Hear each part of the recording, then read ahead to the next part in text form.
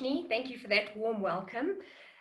Thank you to the EAPA-SA committee for allowing me the opportunity, and I'm really proud and thrilled that I get to be the first speaker today. So please, as Thiloshni says, sit back, relax, perhaps grab a cup of coffee, and I'll look forward to taking you through my presentation. So a quick overview of, get technology to work, of what we're going to cover today. I'm just going to give you a bit of an overview of the current context that we have within South Africa, touch on the most common drugs of abuse in South Africa, and then look at how the pandemic and lockdown and obviously the prohibition that we've been in and out of has affected the issue of substance abuse and addiction. And then we'll end off with some guidelines for practitioners and hopefully some tips that you can take back into your practice and into the workplace as well in terms of addressing this issue. Right, so just to look a little bit at the current context, we're right up there with the key players in the rest of the world when it comes to drugs or substance abuse. Our consumption is twice the world norm, and we are considered one of the drug capitals of the world. We manufacture, we consume, we import, we export. We really are not lagging behind when it comes to the rest of the world. And one addict affects up to 16 people directly or indirectly. I think anyone who's worked in the substance abuse field or in the addiction field knows that substance abuse never occurs in a vacuum. There are always, individuals along the side that are being affected as well, whether it is direct family members, whether it is colleagues in the workplace. We definitely find that there's a ripple effect here. And then substance abuse costs the South African economy around 20 billion per year. That is with regards to the justice system, obviously the burden on the health system, and also the impact that it does have on the workplace in terms of productivity and the bottom line due to absenteeism, presenteeism. And then for those that are practitioners, I think quite a scary thing to consider is that only 1 in 18 individuals who abuse substances will actually seek any sort of treatment. And that is directly related to the stigma that is associated with the problem. Individuals will far sooner come forward for help for another problem, let's say, for example, relationships or stress, perhaps even financial problems. But they're very reluctant to come forward to speak about substance abuse or addiction issues. And that's why often for those of us in the EAP field, we often find when we look at data, substance abuse really doesn't even come in the top 10. But you do find in practice then, when you dig a little bit deeper into the presenting problem, you often find that that financial problem or the relationship issue may very well be secondary to a substance abuse issue. And then 67% of substance abusers and addicts are actually part of the workforce in South Africa. So that's a large number. That just shows us how it is definitely affecting the workplace. And obviously the rest are possibly, students, unemployed individuals, obviously sometimes the youth as well. But the impact on the workplace is really significant, and it just brings to light why we should really be looking at this more seriously. Then alcohol remains the primary substance of abuse in the workplace, with cannabis, cocaine, heroin, and methamphetamines like TIC and cat coming in as the most commonly used illicit substances amongst employees. With my master's, I completed my research in a large financial institution in South Africa, and my research results certainly pointed out to what the Medical Research Council is finding in South Africa as well. So one of the other issues as well is prescription and over-the-counter medications that I certainly picked up in my research, and I'll chat to that a little bit later when we look at the substances. So yeah, just a quick overview, a walk through our gallery of substances that are common in South Africa. As I've just said, obviously alcohol is top of the pops. We'll always see that one coming through, certainly correlates with the rest of the world as well. It is a socially acceptable drug. So yeah, very common. We use it to celebrate, we use it to calm nerves, we use it in so many different traditions and aspects of our lives. And I'll chat a little bit about that later. I've put Hubbly Bubbly or the hookah pipe here as a substance of abuse, I think because it's very relevant right now where we're sitting with COVID. Considering again, it's a very socially used substance, and normally you would find, for example, individuals are in a social group. You might have, for example, a group of people socializing or students sharing the mouthpiece as they smoke, which is obviously concerning right now when we're trying to keep transmission rates low. Also, individuals tend to experiment. It's human nature. So where you would normally have water in the lower part of the apparatus in the filtering aspect, and you would have flavored tobacco at the top, we very often find that people will put, for example, cannabis and crush other medications, or perhaps something like mandrax and put it in the top, and then put something like vodka where the water should be. So experimentation when it comes to Hubbly Bubbly is rife.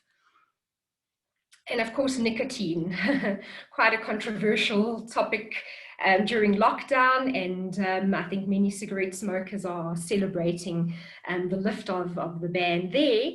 But we can't underestimate the impact that nicotine has on the health system.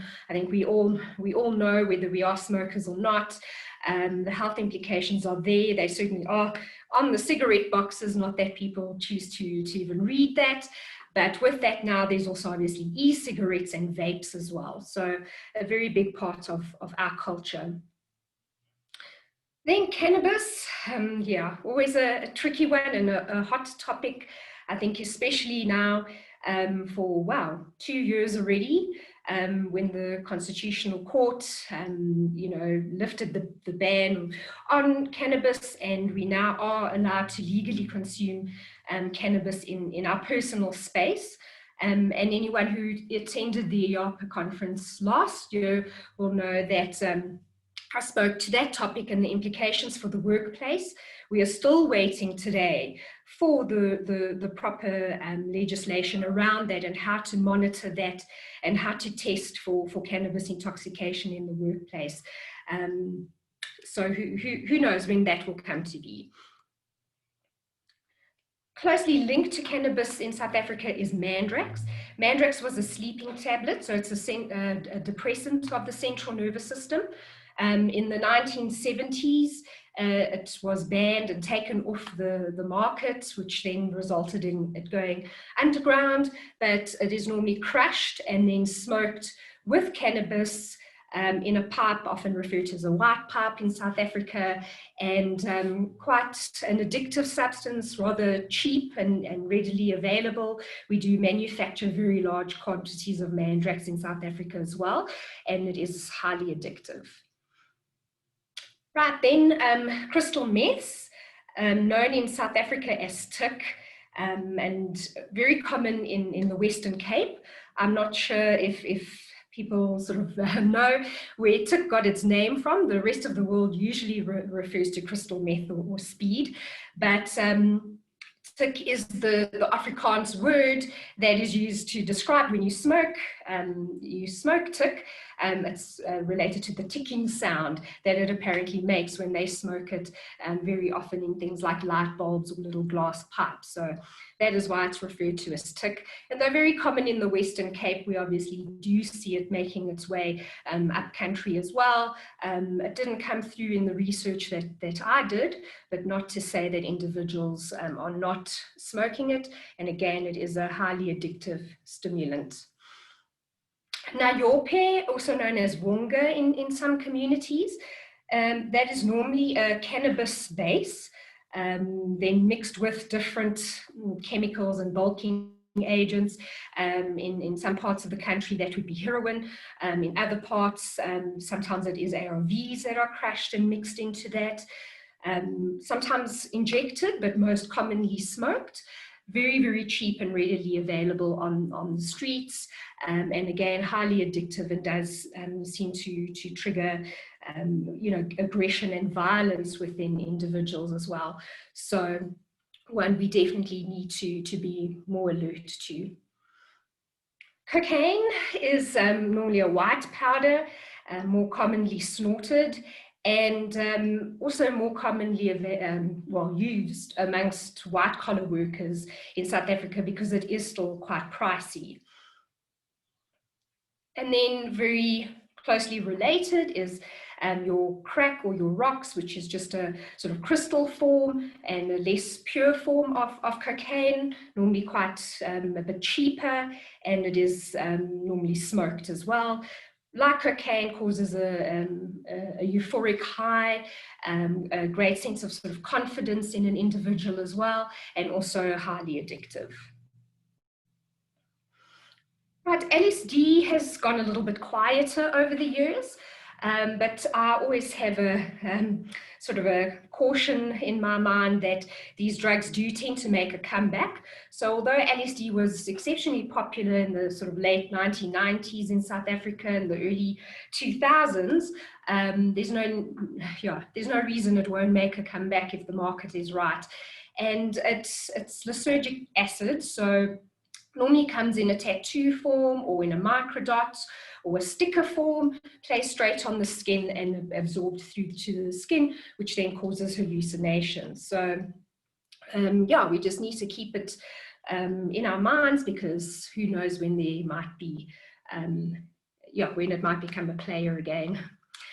Ecstasy is also closely related to LSD, followed a sort of similar pattern, though we do tend to hear more of it, more of a social drug again.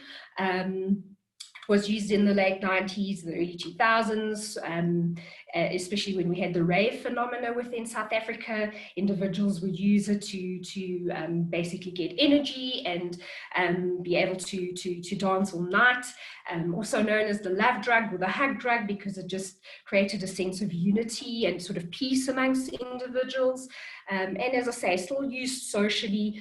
You do hear sometimes of it sort of popping up in different clubs or different groups in South Africa. So was normally used quite commonly with LSD, and that's why it's also important to keep the two of them just on our radar. All right, then heroin. Heroin, we definitely have cases of it in South Africa. I think where we are normally quite blessed, so to speak, is that in South Africa we tend to have more of a smoking culture than an injecting culture. So we don't quite sit with the high levels of abuse and addiction with heroin that, for example, they would in Europe and they do in the States, where there are even needle exchange programs operating for heroin abusers.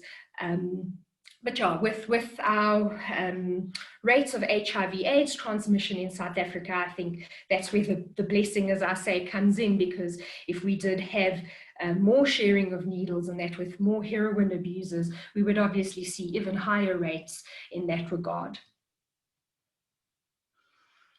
Right, then something I feel we should always keep in mind is the abuse of over-the-counter medication, or OTCs. This is very underreported in South Africa, but certainly there. And I think for many of us, and then I'll touch on that probably later as well, but for many of us, during lockdown, over-the-counter medication is something we're more likely to dabble with. Finding different treatments for, just mild anxiety, perhaps, while we coping with lockdown and with the pandemic. We do find individuals that maybe couldn't access alcohol and were desperate would also drink cough mixture, for example. But over-the-counter medication, we don't get to see the real reports and the real figures on what's really happening with abuse there, because individuals often don't even know that they've developed a problem with it until they try to stop and maybe struggle with some withdrawal symptoms. And that's the same with prescription medication. You know, I think it's quite easy for anyone to be prescribed a particular medication, let's say even a mood enhancer, mood stabilizer, an antidepressant, a benzodiazepine, a painkiller of some description, and realize down the line that we have become quite dependent on it, hooked on it, and when we do try to stop, we struggle with withdrawal symptoms. And in my research, I certainly did find that medication like Urbanol came up, Ritalin came up. So we mustn't underestimate the levels of prescription medication abuse. But again, people coming forward for treatment for that is the stats are quite low, and definitely we don't have the true picture of what's happening in that regard. All right, so now what I'd like to do is start moving into the whole issue of the pandemic and what's been happening during lockdown, and how that has affected different individuals as well. So what I'd like to do is first ask you a question and pose a poll, if you wouldn't mind casting your vote. But do you feel that the government was justified in their decision to ban cigarette sales? If you'll just give us a yes or a no. There's no sitting on the fence here. I'm also going to cast my vote.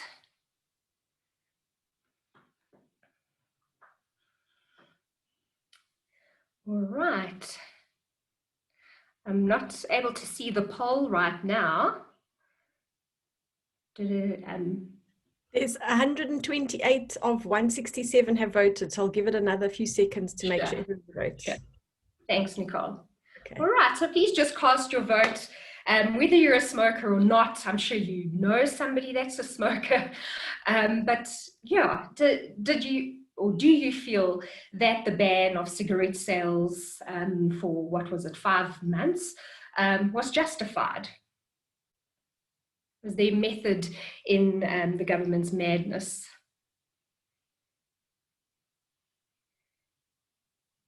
All right. Thanks, Nicole. I can see that. And 60% of our audience are saying yes, they do feel it was justified. And then, strangely, 41% are saying no. So, yeah, I think many have the same sort of idea that I do. So thank you for that, and thank you for voting. Yeah, in South Africa, we have an estimated 9 million smokers, so that is a significant figure. And while some use the ban as an opportunity, and I say opportunity lightly because it was really forced on them, but used it as an opportunity to quit, many others were criminalized. And I must say, I never believed in my career that I would see a time where cannabis was more legal than cigarettes. And that's really what happened during lockdown. And I mean, you know, during the prohibition, because we are still technically in level 2 of lockdown. But many of the cigarette smokers, you know, that were obviously needing to continue and couldn't give up or weren't ready to quit, would obviously then look to the illicit market. So there was a boom. The prices of those cigarettes were significant. I've heard stories of people paying up to 200 Rand a box. It wasn't their brand of choice either, but you know, it was a necessary evil, so to speak. So there has been, I think, a big sigh of relief for cigarette smokers, and now they can purchase legally again and at decent prices, although I did read last night that they are looking at putting the price of cigarettes up. Organizations like Sanka National reported that during that period, they had a lot of individuals, a lot of smokers who did reach out and look for quit smoking or stop smoking programs. So what we have learned, the good news in our history in South Africa when we look at smoking, is that rates of cigarette smoking decline with action. So if you think back, and I think it was around the late 90s or so. It's all a bit blurry for me, but we changed our laws around, you know, being allowed to smoke in public spaces. We changed the laws with workplace smoking. Also, the advertising of cigarettes was no longer allowed. Cigarette companies were no longer sponsoring sporting events. So all of those changes happened, and what we did see in South Africa was a significant drop in the number of cigarette smokers. And considering, again, the health implications of cigarette smoking, I think that made good sense. And we know there were different reasons, apparently, for the ban. Obviously, immunity issues as well, trying to keep South Africans more healthy, to flatten the curve and lower the rate of transmission of COVID. Also, because often cigarettes are shared, and people will, you know, pass the smoke on to someone else in a social setting, and that can obviously transmit the virus. So there were good reasons. Maybe others will feel a bit stronger about that, whether it really was a good reason or not. And yeah, we back to normal, and at least cigarette smokers can now, you know, be legal citizens of South Africa again, so to speak. All right, so let's do another poll looking at alcohol now. Do you feel that the ban of alcohol sales resulted in more responsible drinking? So during, I mean, I know it was banned for a period, lifted, put in place, and now, of course, we have a lift again. But do you feel that it resulted in more responsible drinking?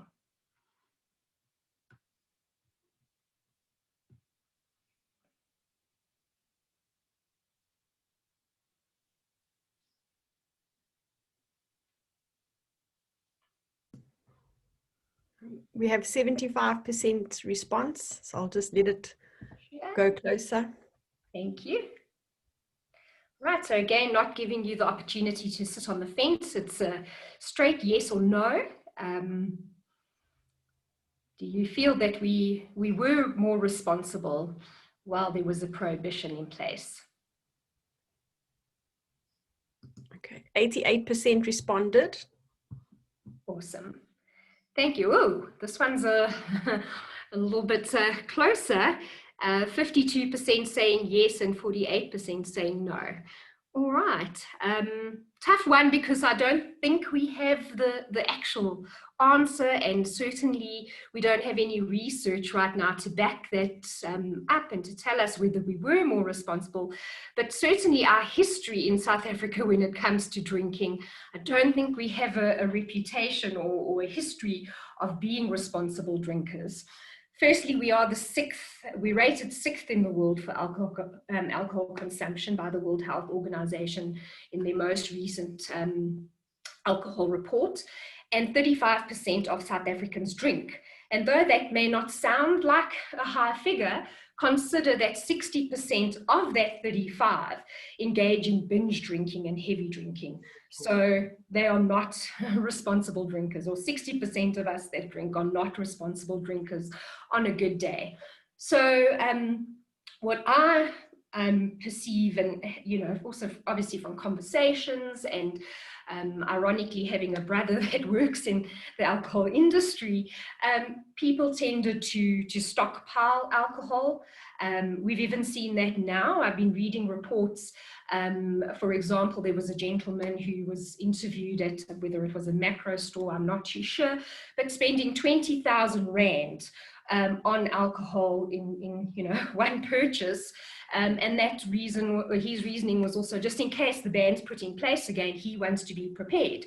But I think what the psychology behind that as well, the stockpiling also results in, well, alcohol has become sort of forbidden fruit. We're also only allowed to purchase Monday to Thursdays, and there's limitations on bars and so forth. I think they're only allowed to be open till 10 o'clock at night. Restaurants may only serve till 10 o'clock at night. So it's become forbidden fruit. So we almost become like those teenagers who our parents told us don't drink. So therefore we really wanted to drink and to see what alcohol was all about. So we are more likely to binge drink, and that's just my professional opinion right now. And we need to keep in mind that we see around 62,000 alcohol-related deaths in South Africa every year. I know there's been a lot of debate around the medical research councils, statistics that came out during this period, how many hospitalizations were truly due to alcohol-related trauma. We're trying to keep beds open for COVID patients, and apparently that really worked. That was also because there were less drivers on the road and less drinking. So, you know, we know the combination of the two is quite deadly. But the number of trauma-related cases related to alcohol certainly did drop with the prohibition. We are on what, day 3 now as the lift is in place, so we wait to see what comes out of that again. But what we found for that short period where it was lifted again, the number of trauma cases, the number of beds in hospitals for alcohol-related traumas certainly did once again increase significantly. So we can't deny the connection between the two. In my mind, yes, it made sense. What the government did. Did we drink more responsibly during this time? I don't think so.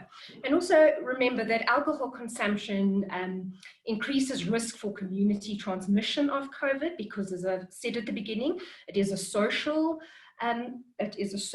abused and used substance. So individuals are more likely to socialize. We gather around alcohol, and where we gather, there tends to be alcohol as well.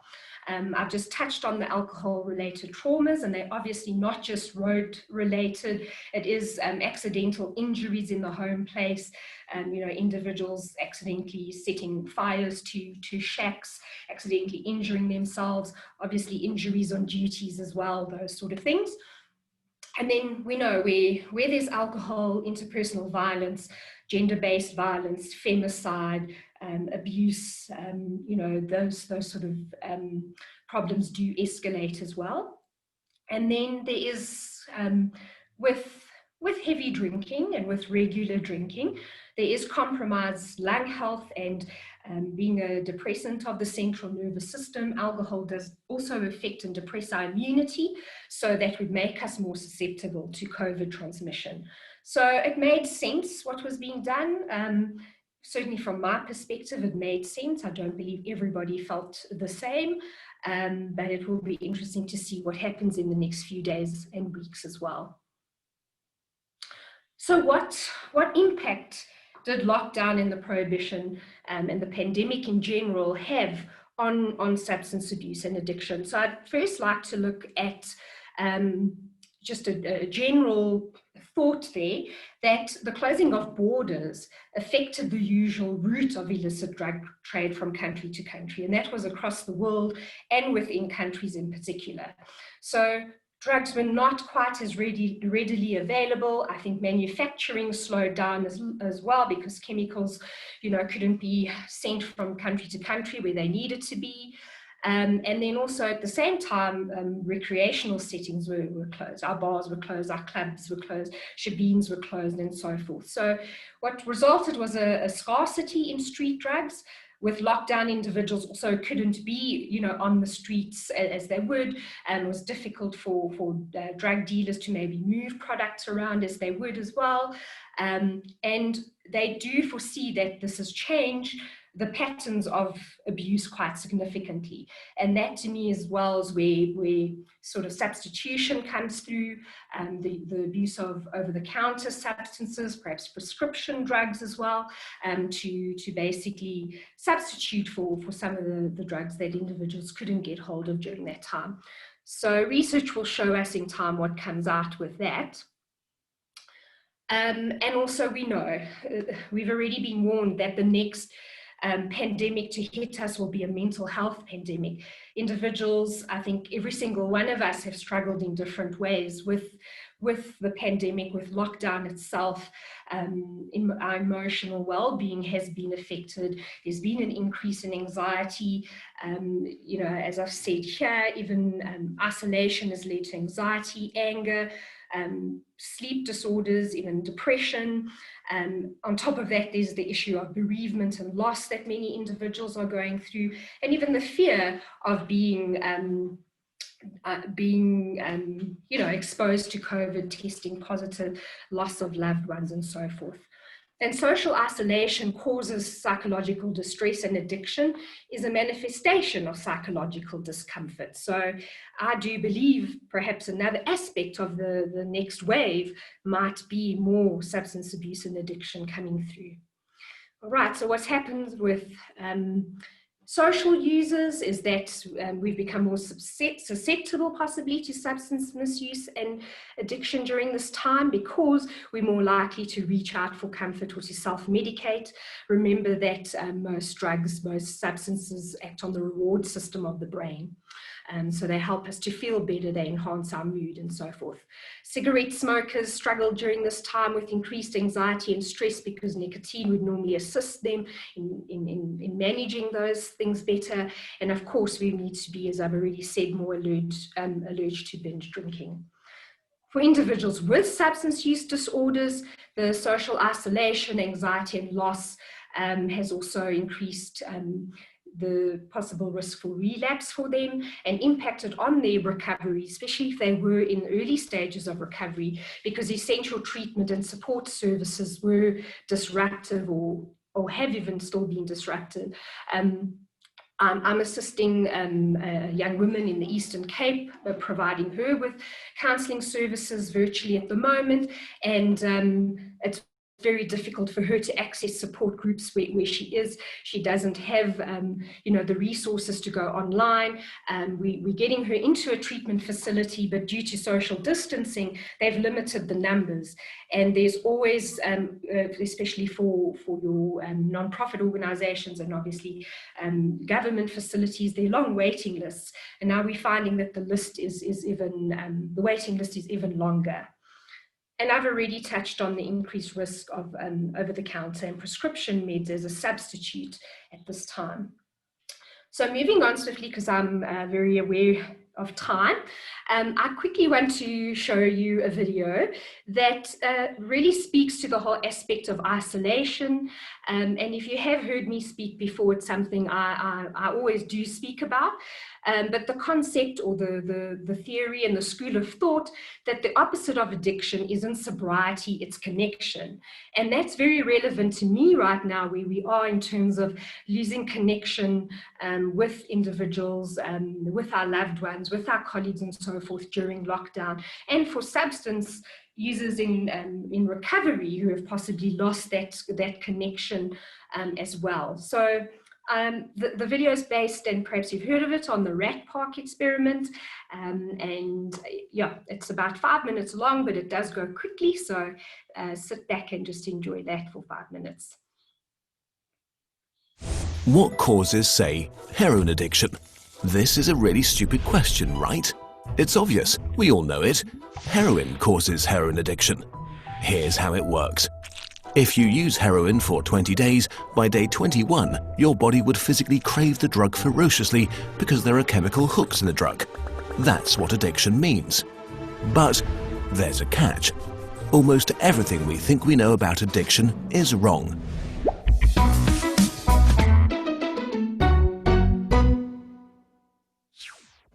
If you, for example, break your hip, you'll be taken to a hospital and you'll be given loads of diamorphine for weeks or even months. Diamorphine is heroin. It's in fact much stronger heroin than any addict can get on the street because it's not contaminated by all the stuff drug dealers dilute it with. There are people near you being given loads of deluxe heroin in hospitals right now, so at least some of them should become addicts. But this has been closely studied. It doesn't happen. Your grandmother wasn't turned into a junkie by her hip replacement. Why is that? Our current theory of addiction comes in part from a series of experiments that were carried out earlier in the 20th century. The experiment is simple. You take a rat and put it in a cage with 2 water bottles. One is just water, the other is water laced with heroin or cocaine.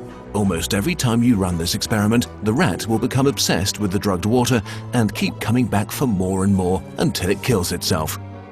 But in the 1970s, Bruce Alexander, a professor of psychology, noticed something odd about this experiment. The rat is put in the cage all alone. It has nothing to do but take the drugs. What would happen, he wondered, if we tried this differently? So he built Rat Park, which is basically heaven for rats. It's a lush cage where the rats would have coloured balls, tunnels to scamper down, plenty of friends to play with, and they could have loads of sex. Everything a rat about town could want. And they would have the drugged water and the normal water bottles. But here's the fascinating thing. In Rat Park, rats hardly ever use the drugged water. None of them ever use it compulsively. None of them ever overdose. But maybe this is a quirk of rats, right? Well, helpfully, there was a human experiment along the same lines, the Vietnam War. 20% of American troops in Vietnam were using a lot of heroin. People back home were really panicked because they thought there would be hundreds of thousands of junkies on the streets of the United States when the war was over. But a study followed the soldiers home and found something striking. They didn't go to rehab. They didn't even go into withdrawal. 95% of them just stopped after they got home. If you believe the old theory of addiction, that makes no sense. But if you believe Professor Alexander's theory, it makes perfect sense.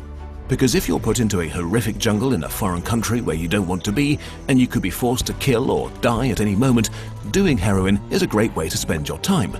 But if you go back to your nice home with your friends and your family, it's the equivalent of being taken out of that first cage and put into a human rat park.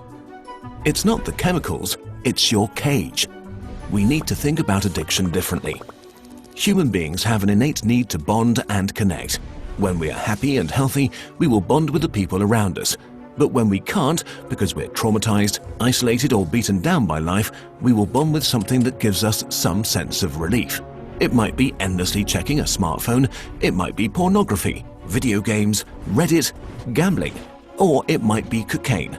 But we will bond with something because that is our human nature. The path out of unhealthy bonds is to form healthy bonds, to be connected to people you want to be present with. Addiction is just one symptom of the crisis of disconnection that's happening all around us. We all feel it. Since the 1950s, the average number of close friends an American has been steadily declining. At the same time, the amount of floor space in their homes has been steadily increasing. To choose floor space over friends, to choose stuff over connection. The war on drugs we've been fighting for almost a century now has made everything worse. Instead of helping people heal and getting their life together, we have cast them out from society. We have made it harder for them to get jobs and become stable. We take benefits and support away from them if we catch them with drugs. We throw them in prison cells, which are literally cages. We put people who are not well in a situation that makes them feel worse and hate them for not recovering. For too long, we've talked only about individual recovery from addiction. But we need now to talk about social recovery, because something has gone wrong with us as a group. We have to build a society that looks a lot more like Rat Park and a lot less like those isolated cages. We are going to have to change the unnatural way we live and rediscover each other. The opposite of addiction is not sobriety. The opposite of addiction is connection. This video is a collaboration with Johan Hari, the author of the book Chasing the Scream, The First and Last Days of the War on Drugs. He was very kind to work with us on this video to spread the word. We recommend that you give the book a try.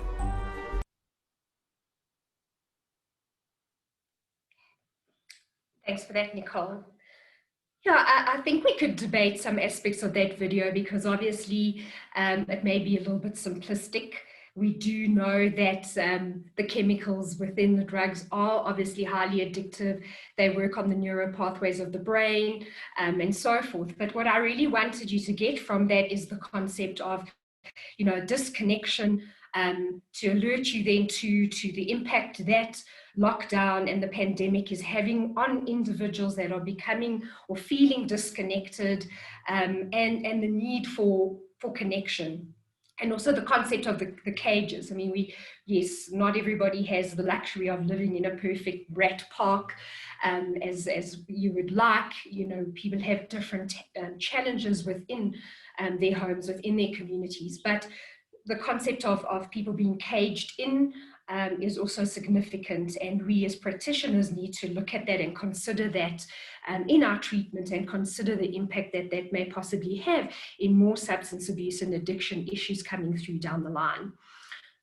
So my last few minutes, which is probably about 4 or 5 minutes, is just to look at some guidelines for us as practitioners, whether you're a social worker, psychologist, whether you are within a wellness team in a workplace. I do hope that some of these tips might just trigger some thought in you and things that you can take back to your place of practice. But firstly, to look at screening our adult patients, our clients, for substance use disorders, especially those that are coming forward at this time presenting with high stress levels and anxiety. As I said earlier, we need to scratch a little bit deeper, see what's happening below the surface, because very often the presenting problem is not the true one. And with that, explore what are the coping mechanisms at this time. Then also be on the alert for signs of behavioral addiction. I mentioned cross-addiction earlier, but please keep in mind that with so many of individuals, the workforce, and even students being shifted into their homes and working remotely with less supervision, being online all the time, it has also, it can also increase our susceptibility to behavioral addictions.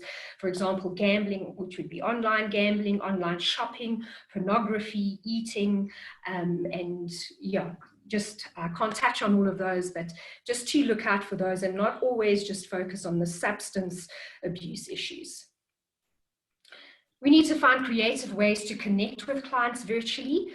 It is difficult, and for some reason I think we, as a social worker myself, we have a bit of a label of struggling perhaps with technology and shifting more onto digital and virtual platforms, but it's something we have to do right now, whether it is engaging in Zoom sessions, in chat sessions, video counselling, using something like WhatsApp.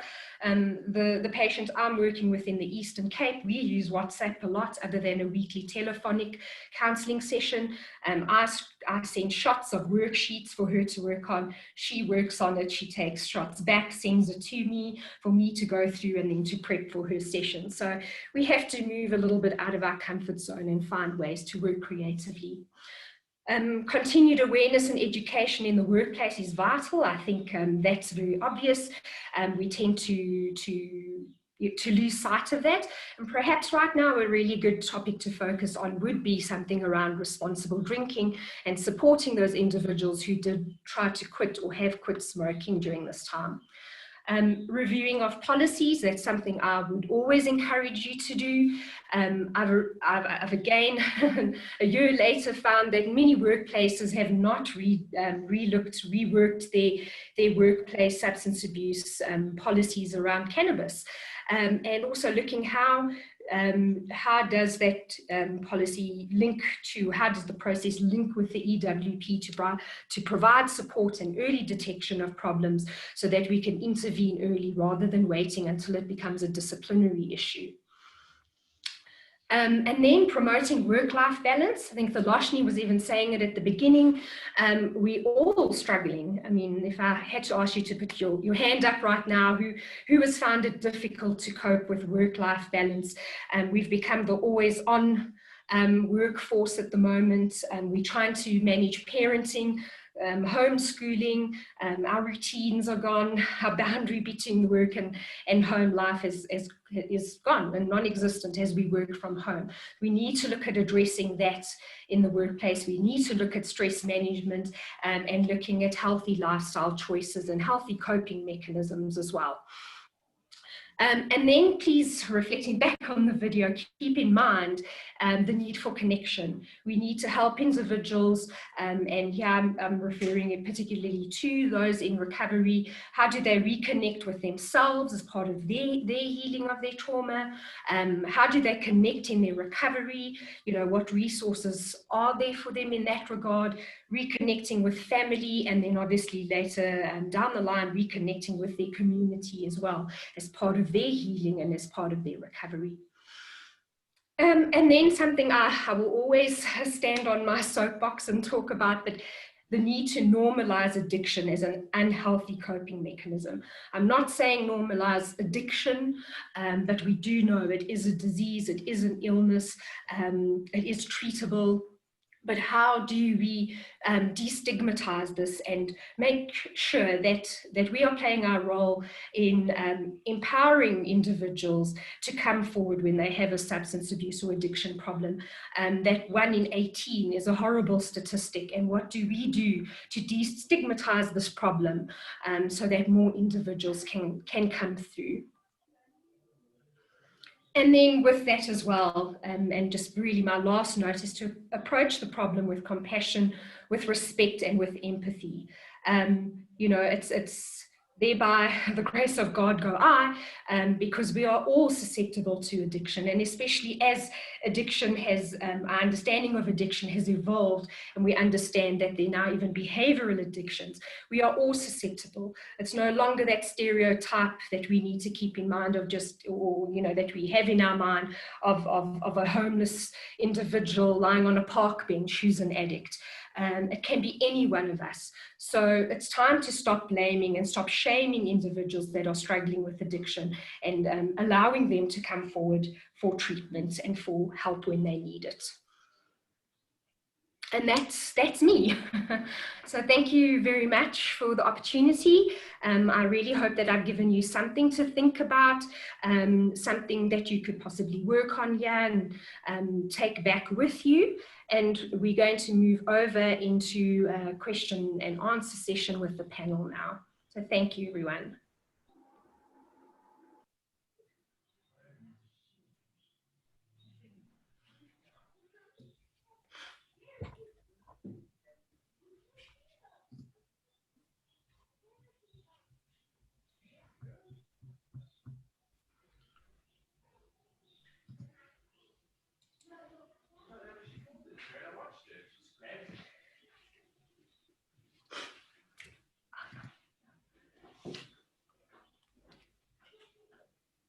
Sorry. Thank you very much, Carol. We all are still learning and adjusting with this new media, so please forgive me. I was starting to talk to myself there. Thank you, Carol. Can I take us to the question and answers? We've had a few come in, and I just want to share with you, Carol.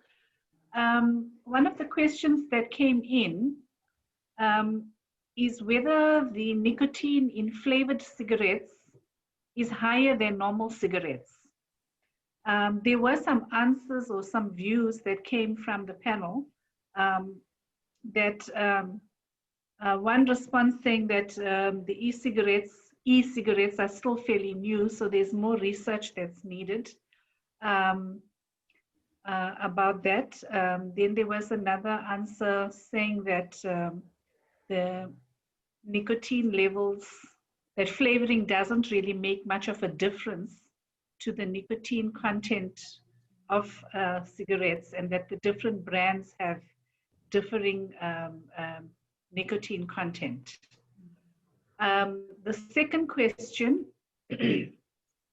was around being able to detect someone that is using crystal meth, because crystal meth doesn't have a smell. So most of the users are quite active and always go an extra mile than other officials. So how can you detect or spot them? Those were the two questions that came in so far. Would you like to comment, please, Carol? Sure. Thanks for that, Thiloshni, and thank you for those questions.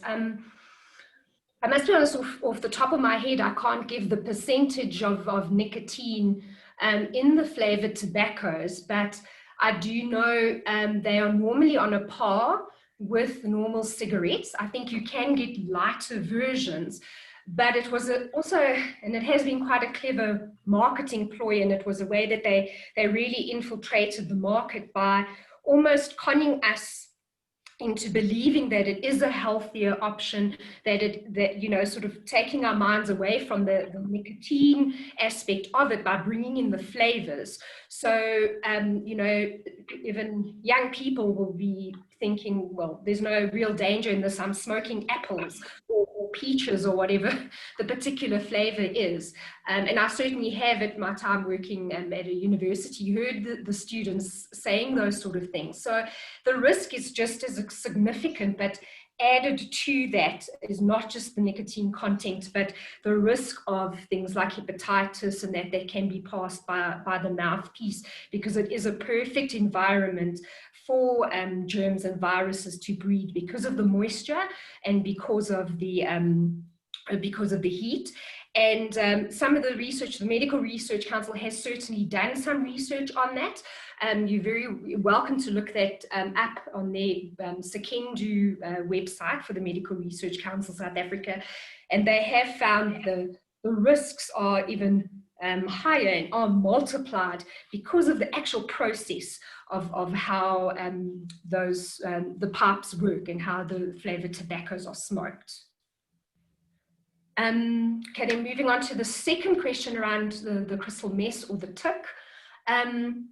Yes, I think even sometimes when it comes to alcohol, consider that vodka doesn't have a smell. So a crafty, you know, individual struggling with the substance use problem in terms of alcohol would often drink vodka to disguise it because you can't smell it on them. So yeah, I think that's one of the things, you know, that might hamper the ability to detect something like crystal meth or tick. But remember, the behavioral aspects, the changes in behavior are probably more of the key things you should look out for. Gone are the days as well with us giving talks saying, you know, look out for red eyes as a sign of a substance problem. Look out for needle tracks. You know, the users become clever. You now need to look out for eye drops and excessive use of eye drops, for example, or individuals who hide, you know, in long tops in summer and things like that. So behavioral signs are more what you need to look out for. And crystal meth is or tick is a stimulant of the central nervous system. It does seem to trigger more aggression in individuals. And there is quite a significant deterioration in their health. They do seem to, their systems seem to run down very quickly, also because I think they are using more and more of it as they go along because their tolerance develops and they need to maintain that high. But things like theft, you know, to support the habit, looking at, you know, mood swings, looking at, as I say, changes in hygiene. It does significantly affect the teeth. So you very often find hygiene issues in terms of teeth starting to show, also in terms of things like hair loss and that. But it obviously does depend as well in terms of how much the person is using and how far down that continuum of use and addiction they have fallen. That's just a quick answer. Yes, no, thank you, Carol. I agree with you about the nicotine content of different cigarettes. It depends very much also on the brand. Some brands have a lighter content, but some of them can go up to what, 28%, 28 grams or something like that. So it very much depends rather on the brand that you are buying. When it comes to e-cigarettes and the hubbly bubblies or hookah pipes, that's a different thing altogether. And I agree with you when you say that the flavoring doesn't really make a difference. You know, it's just something you tell yourself that to justify what you're doing. But you know, from a scientific perspective, we know that there's a lot of ingredients that are there in the tobacco itself. Besides the nicotine, there's the flavoring, there's the tar, there's all the other things that get inhaled into the lungs that also cause damage. I just want to also share from a Department of Health perspective that you know, the main reasoning behind the ban of cigarettes was because COVID-19 is a respiratory disease. and smoking renders the capacity of the lungs to be much weaker. So if you contract COVID-19 and your lungs are already compromised, then the chances of you having a very severe illness and death is obviously much, much higher when the lungs are compromised versus when your lungs are clearer. So from the health perspective, I just want to add that. Carol, we have a third question about cannabis, and I'm smiling when I read this question. You know why I'm smiling. Okay. Most professionals take cannabis after work. Obviously, they will test positive when tested the next day. Will this affect their daily ability to make, sorry, the chat box is disturbing me here, to make decisions or their cognition? Okay. Yeah, tough one. I think again, it after work every day. Yeah. I'm interested to know which professionals those are, but yeah. Of course, it does depend on, for example, the strength of the cannabis, the levels of THC, the tetrahydrocannabinoid, which is the chemical, the psychoactive ingredient within the cannabis. And then remember that THC is, it compounds, it accumulates within our cells. So if you are smoking regularly every evening, even if it is just one joint or sharing a joint with someone, the THC is going to accumulate within your cells. So you are intoxicated for a longer period of time, because it does take longer for THC to work out of the system. It does take a long time for THC to metabolize, and it can be in your system for even another 3 to 6 weeks, depending on the strength after you've smoked. So would you still be intoxicated the next morning? Tough one. Depending on your biology, depending on the strength, you may find slight impairment. And I think that's where the challenge for us is right now, because we don't have those guidelines. We don't know that, for example, 500 units of THC render you incapacitated and you are therefore not able to function clearly, to think properly on a cognitive level, to operate machinery, for example. We don't know those levels yet, and that's where the research is missing, and the gaps are for us in terms of how we're going to manage this within the workplace. But yes, if you tested positive and your workplace has a zero tolerance policy, you will be in trouble, and you certainly are going to test positive if you smoked the night before for at least a minimum of 3 weeks. Thank you, Carol. Colleagues, I'd like to open up the floor for some of you to raise your questions directly to the speaker, because we'd like to see you and hear from you. If our controller can just assist with that. We have a question from Ramani Hira. Ramani, would you like to ask your question live?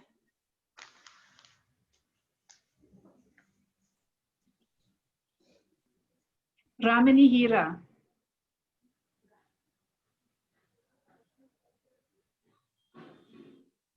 Okay, maybe we'll come back to Ramani. Okay, so unmute.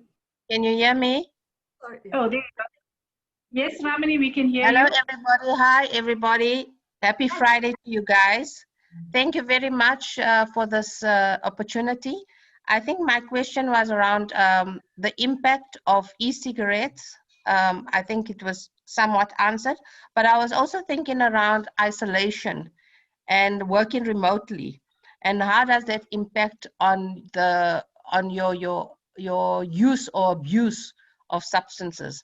Because there's a lot of stress working remotely. I think it's more difficult to work remotely than to go to your office, because there is no distinction of working and household tasks and kids and things like that. So I just want to know stress levels increase, and then what happens in terms of impact of substances. Thank you. Yeah, I think that's very relevant and quite significant, because let's be honest, I think it does come down to what I said, you know, in terms of you know, working without supervision, so to speak. I mean, we are all being supervised in some way, you know, remotely. We are accountable for our work, but how much easier it is then within our workspace, because it is within our home, to perhaps start drinking a little earlier. I did actually, just it comes to mind, have a conversation with a friend who said, you know, it had become quite okay for him to while he was sitting finishing off the day at sort of 2 o'clock, to start having his first drink, which is something he would never do when he was at the workspace, and he would come home, you know, who knows, 5, 6 o'clock in the evening, and then maybe have a drink while you know, eating dinner. But how it's become easier because, well, no one's going to judge you, no one's going to see you within your own home. So it's definitely crept, I think, more into that. It's made it easier perhaps for us to extend our hours of drinking, or the amount we would drink. You know, also think about, and this is a challenge for us as practitioners, how do we pick up the warning signs of substances with a remote workforce?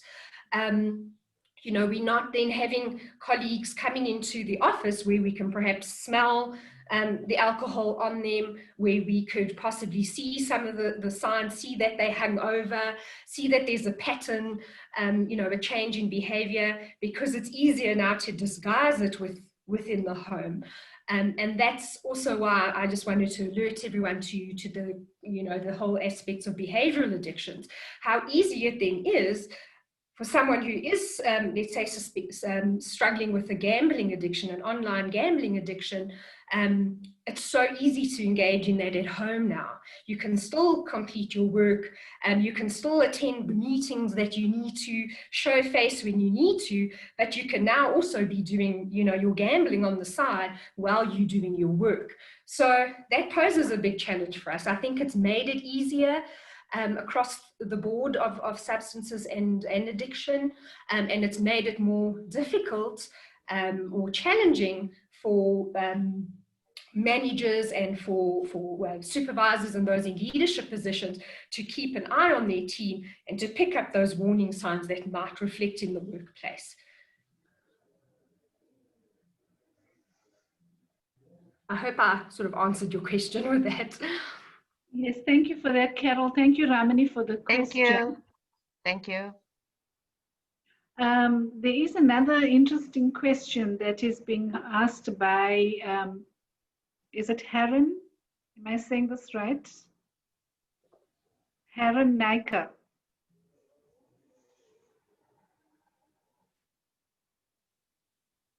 Haran Naika is asking a question, which I think is very interesting for us to answer in this platform. Haran, can you unmute and ask your question? Okay, Haran is asking, where is the line drawn between use and abuse? Okay. Well, shall I put it out there? Is there anyone else who'd like to tackle it? Anyone else from our panel or that, or you?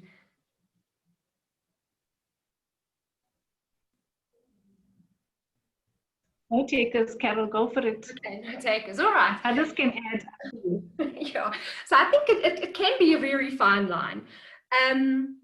But use is really, and I'm just going to use then alcohol as the most simplistic example here, but use would be, you know, using alcohol as it is a socially acceptable drug within the guidelines for responsible and for responsible drinking, which would be, I think the World Health Organization says for a woman of sort of, I guess, whatever average height and weight is, let's say somewhere around 70 kgs or so, it would be around 3 drinks and that would need to only be around 5 days of the week. You need to have at least 2 days that you don't drink.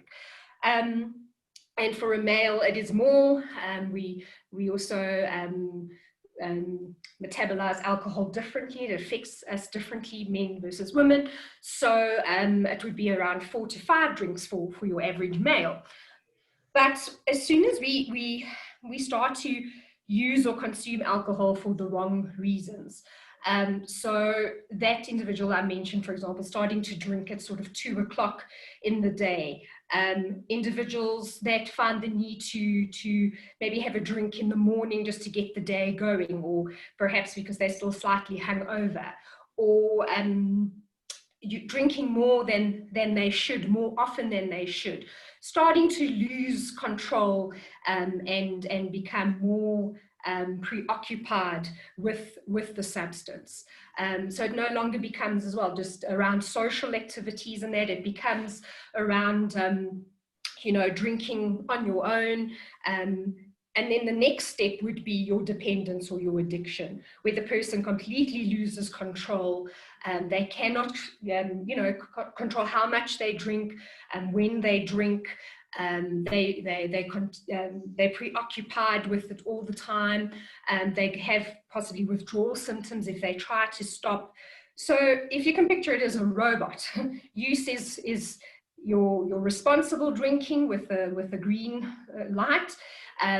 Then the abuse is where it's starting to enter into that amber or orange zone, where there are some warning signs. People are starting to maybe question, or even the individual themselves is starting to wonder, am I drinking a little bit too much? Am I drinking too often? Am I drinking for the wrong reasons? And then your red light is where the individual needs to stop. And possibly needs, you know, or does need treatment because an addiction and a dependence is setting in, and that can be psychological and physical. And the good thing in the orange light is you can revert back to being a responsible social drinker. That's where psychoeducation comes in, looking at coping mechanisms, for example, you know, looking, understanding that continuum and working on becoming a responsible drinker and regaining control. Once you get to the red light, unfortunately, that is where drinking is no longer an option for you, and long-term recovery is needed. Thank you very much for that, Carol. That it certainly does put it in the picture. And if colleagues want to read a little bit more about it, Carol is referring to the Johnson's model of addiction, where it actually shows how the addiction develops and the different stages of that addiction. It's well worthwhile to research and read, because Carol, I've also found that, you know, the Johnson's model of addiction applies not just to substances of abuse, but also to other forms of addiction as well.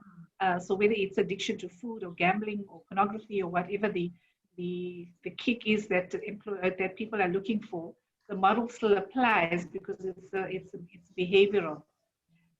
Thank you for that, Carol. There's a very interesting question from Lulama Matu that I would like to give her the opportunity to raise. Lulama, you can please unmute and ask your question.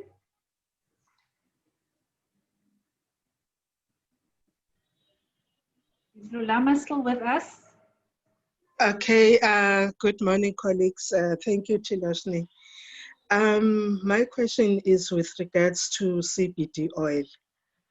I've heard that there is an increase on CBD oil use, whether it is for COVID-19 prevention or treatment. Other people will say that as a prevention, they will take a bit of that. So my question is, it's a drug? Is it addictive? Yeah, that's my question. Thank you. Thank you for that, Lulama. Yeah, a really good question. And I think that's where we understand that there's so much more education that needs to be done around cannabis and medical marijuana or medical cannabis. CBD oil is different from your normal cannabis in that the THC is not there. So if you remember what I mentioned, that THC is the psychoactive ingredient that causes the high within cannabis. So CBD oil, the THC has been extracted, it is not there, and there are also different strains of plants in that, so different types of CBD oils, but they are therefore not psychoactive. Your CBD oils are therefore classified medicinal because the THC is not there. The addictive aspect has then been removed, and the psychoactive aspect of it has been removed as well. My caution about CBD oil is just to ensure that it's regulated, that you are purchasing something that has been, approved and tested by the necessary authorities within South Africa, because the market for all kinds of CBD oils is booming, and there are individuals that have bought sort of very cheap CBD oil that doesn't even have proper medicinal aspects to it, but has resulted in horrible side effects for them. There is still risk with it. There's still a lot of research to be done, and it is best to rather get your medical marijuana or your CBD oil through a doctor who can then prescribe it for you, rather than just purchasing cheap stuff available off the shelves.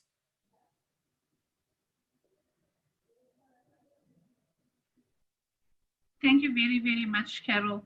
CBD oil is certainly taking the market by storm with in the beauty industry, in the health industry as a whole. So it was very important for us to share with the viewers that the THC has been removed, because that is what makes the CBD oil useful, and that we can, be relieved of that fear of any psychoactive reaction from the using of CBD oil. So I'd just like to emphasize, what Carol has said in terms of making sure that you are using reputable brands that have already gone through the stringent testing to ensure the quality and of the product that you are buying. Colleagues, we're very close. We've got 5 minutes more till our session is ended. So I would like to take this time to wrap up a little bit, just to summarize some of the key issues that have come from Carol, is that, around the main drugs, she focused on smoking and how smoking has created issues for us in terms of the COVID-19 safety, and the fact that when people are addicted, they're going to use what they use somehow or the other. I think historically, the whole issue of prohibition has never stopped anyone. All that has happened is that the whole supply and demand chain for substances then goes underground. I think all of us know that one place in our neighborhood where you can definitely get what you are looking for. And it's a known hidden fact. From a health perspective, also in terms of alcohol, I just wanted to emphasize that, look, with alcohol, its main effect is that it causes inhibition in judgment. Most people use alcohol to relax and be more, to deal with their stress, to relax, to chill out, to have some fun, to laugh more, and then we go into the whole range of the abuse and then the addiction reasons as well. But it does, most of the drugs that have a psychoactive effect will obviously affect a person's ability to control themselves, affect their judgment and their inhibitions. So we know that in COVID-19, there's a lot of pressure to observe all the safety measures, the social distancing, the hand sanitizing, wearing the masks, and all of those things. It requires you to be of sound mind to exercise that type of self-control. And I think this is where the biggest impact was expected, that let us reduce the chances of transmission by controlling or helping people to maintain self-control. It didn't really work fully, but it did relieve the health system considerably of the load of substance-related injuries and patients that were presenting at all the health facilities. There was a very loud moan and groan from the front line of health when the alcohol ban was lifted, because it means now that their weekends and evenings are going to be once again preoccupied with substance-related injuries coming into our front lines. So thank you very much for that focus on that. Carol also made it very clear that the opposite of addiction is connection. And I think in that statement is a way forward for most of us as practitioners to assist our employees to find different ways of connecting and for developing meaningful connection as a way of mitigating the impact of substance abuse and addiction. And also to be able to guide supervisors in the workplace so they understand that addiction is defined by a lack of control. So sometimes that will assist them in terms of a more empathetic and realistic response to the behavior that they are finding in the workplace. Team, there's somebody's mic that is unmuted. If you can just pay attention to that. Carol also spoke about the always on mode, which is creating a lot of stress for everybody. That is something for us to think about. How do we assist our workplaces to bring more balance, or at least try to mitigate this always on mode? Because if we are able to support our employees with this, then they are less likely to be abusing substances to cope. So thank you very much. Thank you very much to all the attendees for your active participation. I know that we didn't get to all the questions that came up in the chat and in the question and answer sessions, but I want you to look forward to an article on this topic of substance abuse and addiction in our newsletter and other media platforms. So it's the start of a conversation which we will take to different platforms, and we would welcome input from you in terms of sharing your experiences and your expertise as well. So thank you very, very much, Carol, for that.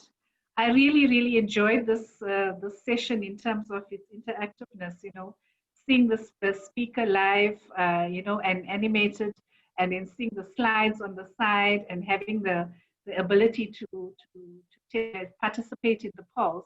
It just made the whole experience very interactive for me. So I'm very, very excited that we managed to, as EAPA-SA, do this so well from us. And on that note, just to invite all of those that participated in the sessions to evaluate the session and let us know how you felt about the whole experience. Let us know what kinds of topics you'd like, as well as give us some constructive suggestions on how we can make it better. So on that note, I would like to thank Carol and thank all the speakers. We are now at the end of our session. Stay safe, stay well, and keep in touch. Thank you very much. Thank you, Thiloshni. Thank you, everyone. And thank you, Nicole and the team at Innovate for all the support in getting this up and running. It was a phenomenal experience to be able to use this new way of presenting. And I'm so honored I got to be the first to do it. So yeah, to all the other speakers, good luck and enjoy it. It's very refreshing. Thank you, team. Bye-bye. Guys, bye.